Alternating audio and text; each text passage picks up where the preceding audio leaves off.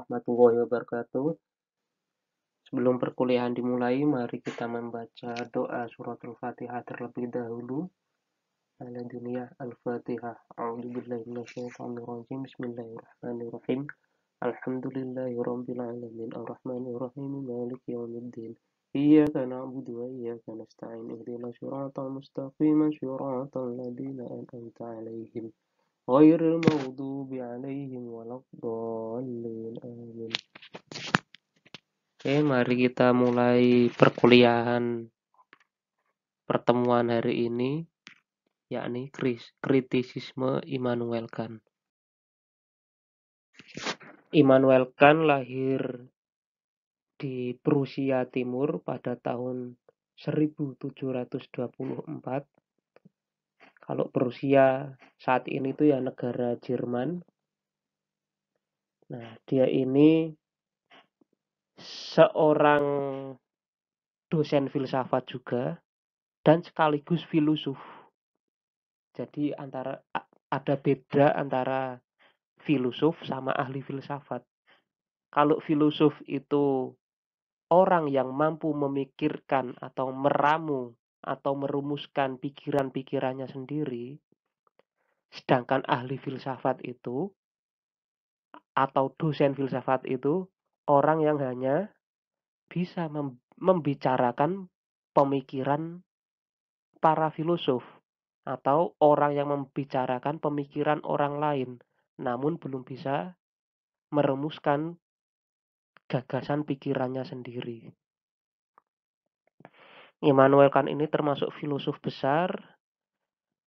Salah satu jasanya itu ya mengharmonisasi antara pemikiran rasionalisme dan empirisme.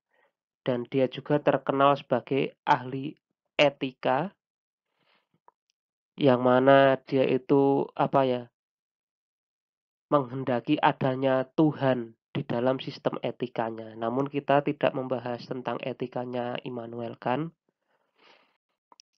Kita lanjut langsung saja ke filsafat kritisismenya Immanuel Kant.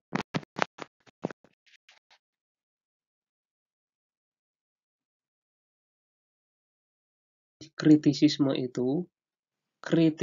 itu pada mulanya tuh dia ingin menyelidiki kemampuan akal dan batas-batasnya. Jadi sejauh mana sih kita bisa berpikir? Sejauh apa akal itu bisa memperoleh kebenaran? Namun selanjutnya Immanuel Kant mengkritik juga paham empirisme. Nah, itulah yang disebut kritisisme. Dia mengkritik epistemologi rasionalisme dan juga epistemologi empirisme. Itu awal mula definisi kritisisme. Apa sih yang dikritik dari rasionalisme dan empirisme? Yakni dua-duanya sifatnya reduktif atau saling menegasikan dan saling menonjolkan pahamnya masing-masing. Yang empirisme merasa yang ada itu hanyalah akal. Yang empirisme juga sebaliknya. Yang ada itu hanyalah panca indera itu. Bagi Immanuel Kant, dua-duanya itu sama pentingnya. Akal itu sebagai alatnya, sedangkan pengalaman yang diperoleh dari panca indera itu adalah bahan-bahannya.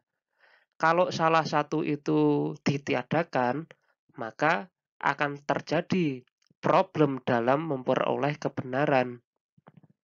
Misalnya gini, ada orang cerdas, tapi dia itu tidak pernah kemana-mana. Dia cuma mengurung dirinya di dalam kamar saja. Apakah dia bisa memperoleh ilmu itu, memperoleh kebenaran? Kan enggak, karena tidak ada bahan yang difikirkan. Atau sebaliknya, ada orang yang pengalamannya banyak, ada orang dia tuh melanglang buana pergi ke sana kemari, banyak membaca buku, tapi akalnya tumpul, alatnya rusak gitu. Lah alat bacanya rusak seperti itu, terus bagaimana cara mengolah bahan itu tadi? Maka dari itu yang benar adalah dua-duanya harus saling aktif, saling saling menyokong itu. Jadi rasionalisme dan empirisme ini harus bersatu padu.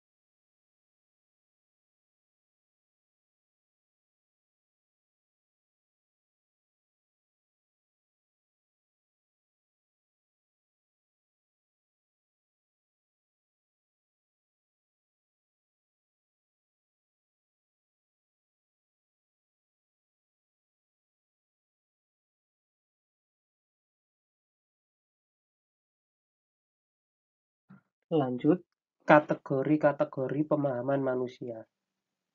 Jadi, apa saja yang bisa dipahami manusia itu ada 4 ini.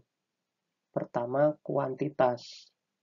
Apakah itu jumlahnya 1, sebagian, atau keseluruhan.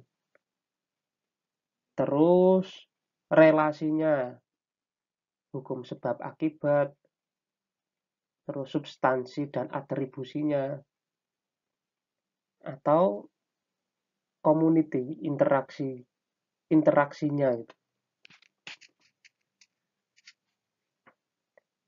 Terus kalau segi kualitas itu ada afirmasi, persetujuan, ada penolakan, ada pembatasan.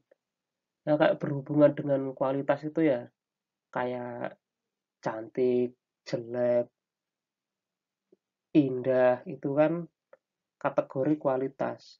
Misalnya cantik, itu bisa diafirmasi, oh iya itu cantik. Atau dinegasikan, oh itu tidak cantik, alias jelek. Atau dibatasi, oh cantiknya itu, kadar cantiknya itu enggak cantik banget gitu, tapi sedang-sedang saja. Atau modalitas itu ada possibility, ini mungkin enggak ya, oh ini tidak mungkin, atau ini eksis atau enggak eksis. Kayak gini tuh misalnya, oh cowok mapan itu ada apa enggak ya, nah itu eksis atau enggak eksis. Tonya yang ketiga itu necessity dan contingency, kepastian dan kesementaraan. ini pasti ada, atau oh ini tidak pasti ada, tapi ya sementara ini ada gitu. Itu dari modalitas. Nah, pengetahuan manusia itu harus memenuhi kategori-kategori ini. Apabila kok ada pernyataan-pernyataan di luar dari 4 kategori ini, berarti pernyataan itu di luar batas kemampuan manusia.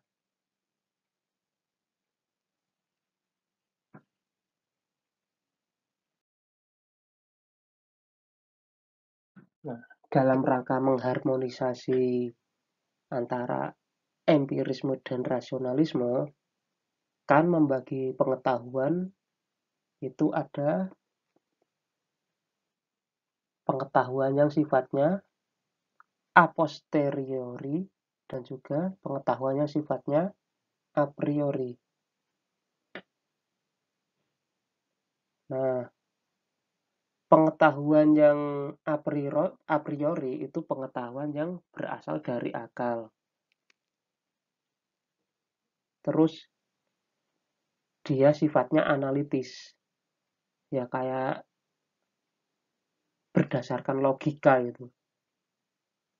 Sedangkan ada pengetahuan yang sifatnya juga itu a posteriori. Dia berasal dari panca indera dan metode perolehannya itu dari pencerapan panca indera itu sendiri.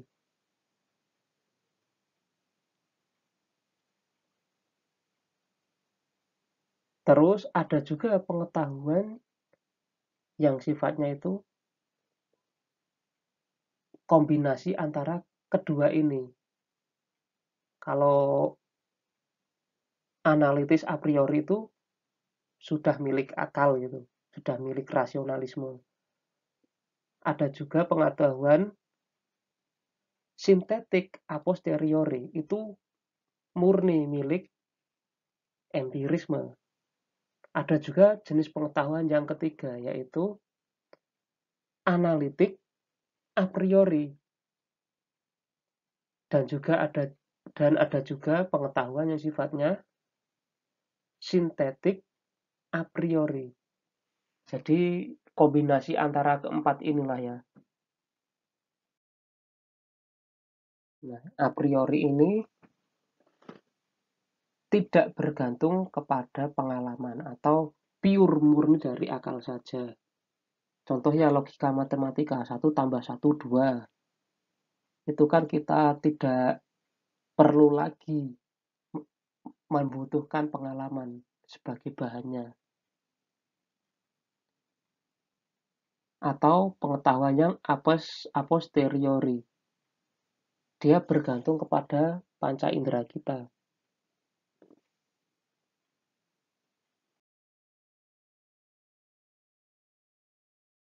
Nah, kalau kategori semantik dari pemahaman manusia itu ya dari predikatnya lah. Patokannya di predikat. Analitik itu kalau predikatnya sudah termuat dalam subjek, ia hanya menjelaskan subjek. Jadi tidak ada informasi tambahan, tidak ada keterangan tambahan. Nah, contohnya yaitu segitiga adalah segi yang mempunyai 3 sisi. Itu kalau tidak usah dijelaskan, segitiga ya memang segi yang mempunyai 3 sisi. Dia sudah ada itunya lah ya. Definisinya itu tidak memberi informasi apa-apa lagi. Ya emang segitiga itu ya segi yang mempunyai 3 sisi gitu. Sedangkan pengetahuan sintetik itu predikatnya memberikan informasi baru kepada subjek.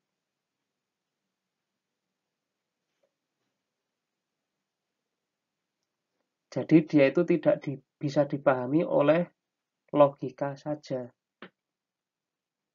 Nah, ini misalnya, aku adalah seorang dosen. Informasi seorang dosen itu kan tidak bisa dipahami melalui akal saja. Adanya informasi seorang dosen itu harus dilihat langsung. Oh, benar nggak dia ini seorang dosen itu? Atau ada informasi lagi, ada kucing yaitu binatang yang suaranya mengeong. Nah, kalau suara mengeong itu kan harus bisa dibuktikan secara indrawi. Telinga kita harus bisa mendengarkan gitu. Telinga kita harus mendengar suara meong dari binatang yang disebut kucing itu.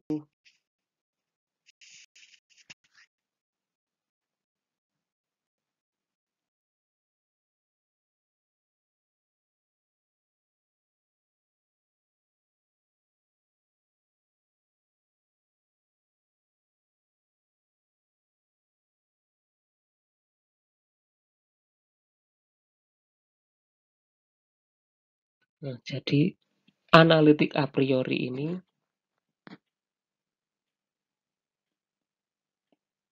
pengetahuan yang berasal dari rasionalisme. Begitu juga sintetik a posteriori. Dia pengetahuan yang asalnya itu dari empirisme. Terus ada juga analitik a posteriori. Dia ini kombinasi antara empirisme dan rasionalisme. Tapi bagi Immanuel Kant, analitik a posteriori ini buang-buang waktu saja. Karena apa? Karena predikat dari subjeknya itu tidak ngasih informasi apa-apa itu. Informasinya itu ya emang itulah definisinya itu. Contohnya ya ini, setiap bujang itu belum menikah. Ya memang bujangan itu ya memang seseorang yang belum menikah. Atau ibu adalah seorang wanita yang sudah memiliki anak. Jadi tidak usah dijelaskan, tidak usah diberi definisi semacam itu, orang sudah paham gitu. Jadi kalau didefinisikan semacam itu malah buang-buang waktu saja gitu.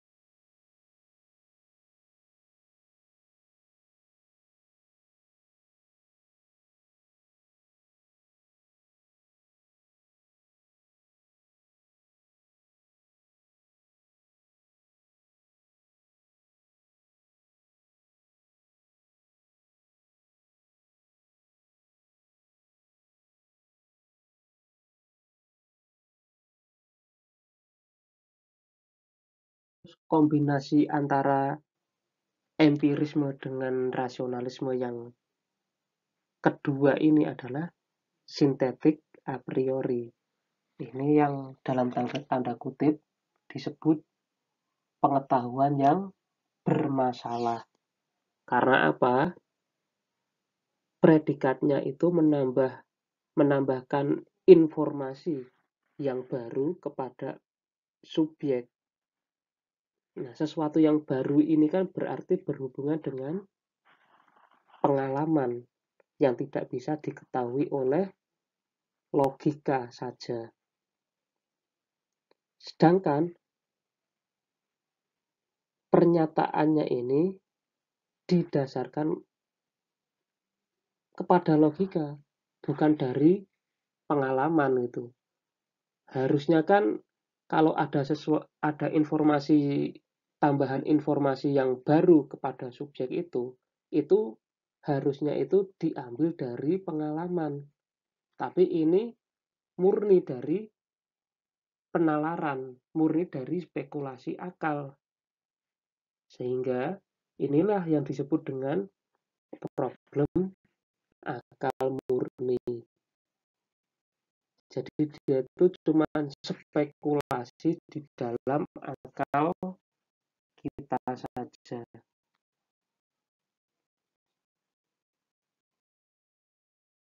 Nah, ini contoh dari sintetik a priori. Jadi ini ada sebuah pernyataan yang predikatnya itu menambah informasi kepada subjek, tapi tidak bisa dibuktikan secara empiris. Contohnya ini, dunia ini pasti memiliki awal dan akhir. Nah, apa benar dunia ini memiliki awal dan akhir? Awalnya dunia itu seperti apa? Kita kan tidak pernah mengalami awal dunia itu seperti apa. Atau akhir dunia itu seperti apa? Lalu dunia ini masih berlangsung. Kita kan tidak pernah mengalami bagaimana akhirnya dunia itu. Jadi ini sifatnya spekulasi. Pasti ada awal dan akhirnya gitu. Atau Islam adalah agama yang cinta damai. Loh, apa benar seperti itu gitu? Toh bisa dibuktikan secara empiris enggak itu? Ya kalau sesuai akar katanya, sesuai dengan pedoman kitab sucinya seperti itu. Tapi kalau Islam adalah agama yang cinta damai, bukti empirisnya apa itu? Loh, nyatanya di sana ada orang Islam suka ngebom gereja, suka ngebom tempat-tempat ibadah. Atau sesama Islam saja saling bertengkar. Jadi itu kan sifatnya spekulasi gitu. Ya memang benar kalau di kitab sucinya seperti itu. Atau yang terakhir, negara demokrasi adalah model negara terbaik di dunia. Ini kan ada informasi demokrasi adalah negara terbaik di dunia. Itu informasi tambahannya itu. Tapi bisa dibuktikan secara empiris enggak gitu. Kalau enggak, itu berarti sifatnya spekulasi. Nah, itulah problem dari pengetahuan yang sifatnya sintetik a priori.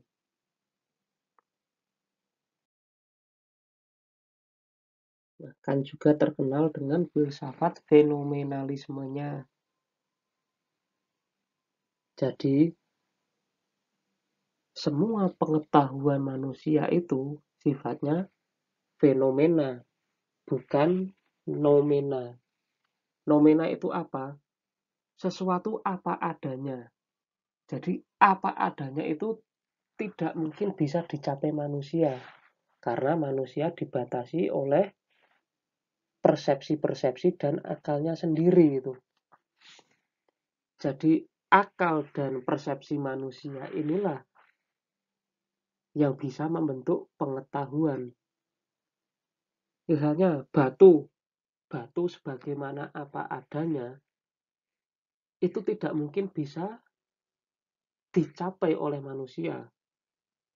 Bisa dicapai itu kalau kita menjadi batu itu sendiri. Tapi apakah kita bisa mungkin menjadi sebuah batu itu? Kalau menjadi sebuah batu, otomatis ya kita tidak bisa mikir. Jadi yang benar adalah pengetahuan itu sifatnya fenomena. Nanti belakangan lahir namanya aliran filsafat itu fenomenologi. Jadi apa yang bisa dicapai oleh manusia itu adalah apa yang nampak pada diri kita. Sebuah batu yang yaitu batu yang terlihat dan yang kita pikirkan gitu. Atau sebuah pohon.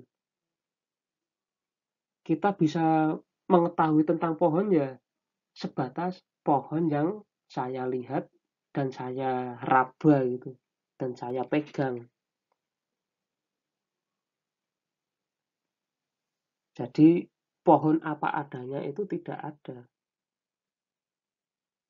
Semua pengetahuan manusia itu dibatasi oleh persepsi-persepsinya sendiri.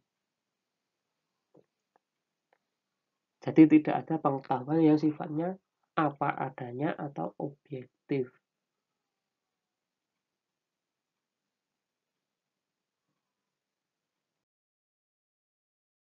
Kita sering menanyakan batas-batas akal itu seperti apa. Immanuel Kant punya jawabannya. Semuanya itu bisa dijawab oleh akal manusia. Tapi ada hal yang tidak bisa dijawab oleh akal manusia, yaitu hal-hal yang sifatnya di luar materi. Misalnya jiwa ini kekal apa enggak? Ya enggak tahu, saya tidak bisa melihatnya jiwa itu kayak apa. Ataukah Tuhan itu satu atau dua atau tiga itu. Tuhan itu satu atau ngikut Trinitas kan nggak tahu. Itu di luar dari panca indera kita. Atau pertanyaan yang ketiga itu apakah alam ini terbatas? Jangan-jangan tak terbatas. Karena apa? Ya karena kita hidup di alam ini tidak pernah mencapai ujungnya akal. Jadi kan nggak tahu terbatas apa enggak. Di sini akal mentok.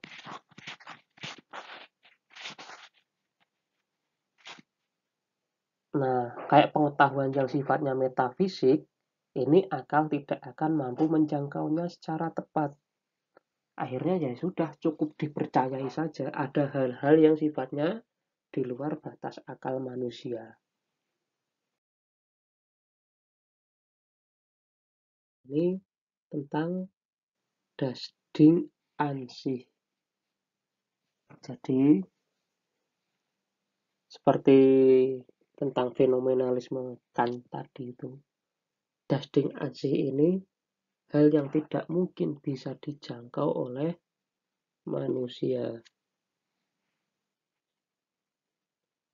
Apa yang bisa diketahui manusia itu ya sebatas apa yang dia indera.